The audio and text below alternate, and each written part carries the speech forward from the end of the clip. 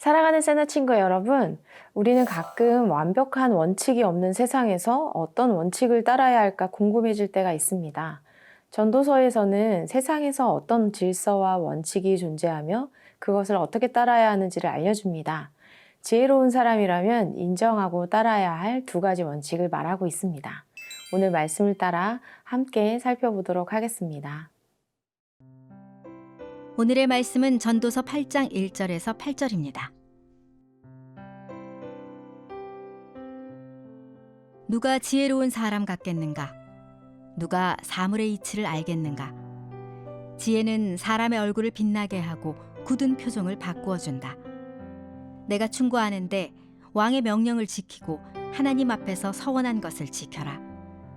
왕 앞에서 서둘러 물러나오지 말고 그가 싫어할 일에 동조하지 마라. 악한 일에 끼어들지 마라. 왕은 무엇이든 자기 좋을 대로 하기 때문이다. 왕의 말은 막강하니 누가 그에게 당신이 무엇을 하십니까? 하고 말하겠는가?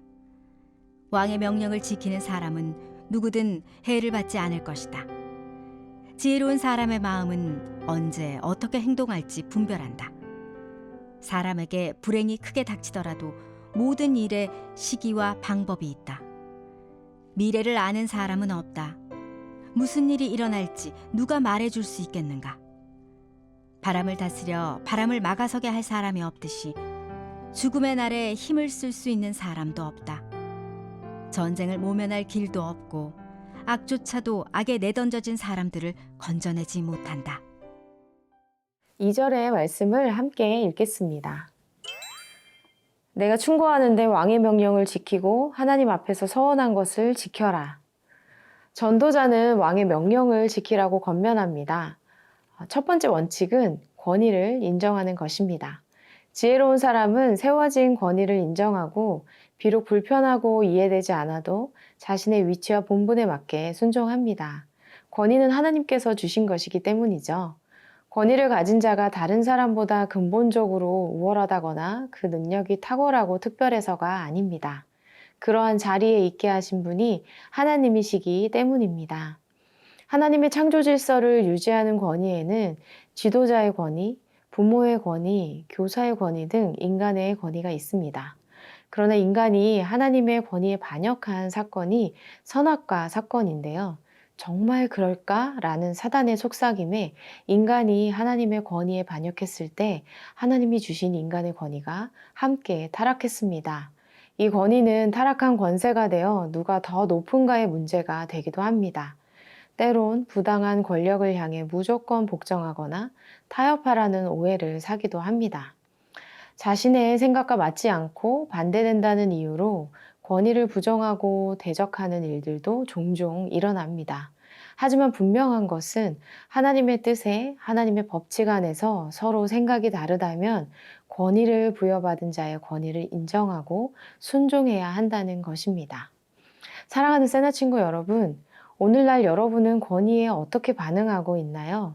권위라는 말에 거부감을 가지고 있지는 않은가요? 물론 권위주의는 나쁜 것이고 지나친 권위주의는 공동체 안에 속한 사람을 고통스럽게 할 수도 있습니다. 위기를 가져오기도 합니다. 그러나 권위주의보다 더 나쁜 것은 권위를 무시하고 허무는 것입니다. 왜냐하면 그 권위를 세우신 하나님을 대적하는 것이고 공동체의 근간을 흔들기 때문입니다. 오늘날 많은 가치관들이 권위를 무너뜨리려고 합니다. 하나님이 세우신 창조 질서를 무너뜨리려고 합니다. 자녀가 부모를 대적하여 가정이 흔들리고 학생이 교사를 비방하여 교권이 무너지고 성도가 교회를 비난하여 세상 법정에 서기도 합니다. 여러분은 여러분이 속한 공동체에서 어떤 태도로 살고 있나요? 내가 이해할 수 없고 내가 이해할 수 있고 납득이 돼서 나에게 유익이 되어야 권위를 세우는 것이 아닙니다. 사물의 이치를 아는 지혜자는 공동체를 세우는 권위가 하나님께로부터 옴을 알고 하나님의 하나님 되심을 인정하는 자입니다. 권위에 대해 막연한 거부감을 가지고 있었다면 만물에게 질서를 부여하신 창조주 하나님을 기억하기를 축복합니다.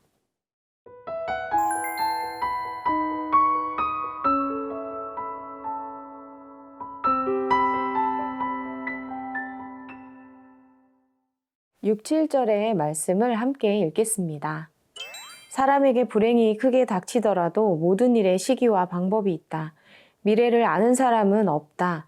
무슨 일이 일어날지 누가 말해줄 수 있겠는가? 전도자는 사람에게 불행이 닥칠 때는 시기와 방법이 있는데 무슨 일이 일어날지 아는 사람은 아무도 없다고 말합니다. 지혜 있는 자가 인정해야 할 두 번째 법칙은 인간의 한계입니다. 사람은 미래를 알 수가 없습니다. 바람을 다스려 바람을 막아서게 할 수 있는 사람은 아무도 없습니다. 죽음에 대해 힘쓸 수도 없고 전쟁을 모면할 사람도 없습니다. 인간은 사소한 자연현상도 죽음처럼 갑자기 닥쳐오는 미래도 정확히 예상하거나 바꿀 수 없는 존재입니다. 아무리 지혜자라도 예외일 수 없습니다. 자기 힘으로 살아가고자 하는 인간은 불확실합니다. 그래서 불안해하고 염려하죠.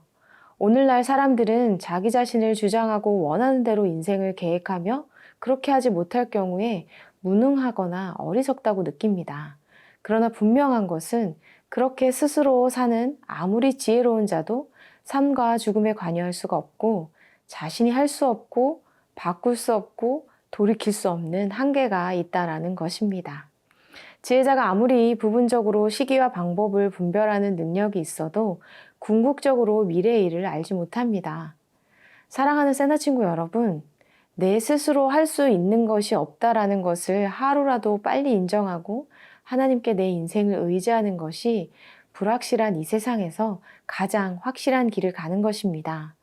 도저히 어찌할 수 없는 한계에 내 마음을 쏟고 빼앗기기보다는 모든 한계를 뛰어넘으시는 하나님께 내 인생을 쏟는 것이, 내 마음을 드리는 것이 더 지혜로운 모습입니다.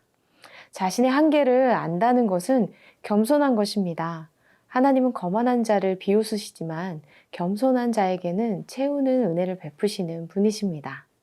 오늘도 하나님이 허락하신 권위와 한계라는 질서를 인정하고 하나님만 의지하는 하루 되기를 축복합니다. 오늘도 우리에게 주님의 지혜를 나누어 주심에 감사합니다. 하나님이 공동체에 허락하신 권위를 인정하며 나 자신의 한계를 인정하고 더욱 주님을 사랑하고 주님이 세우신 질서에 순종하는 내가 될 수 있도록 성령께서 이끌어 주세요. 예수님의 이름으로 기도합니다. 아멘.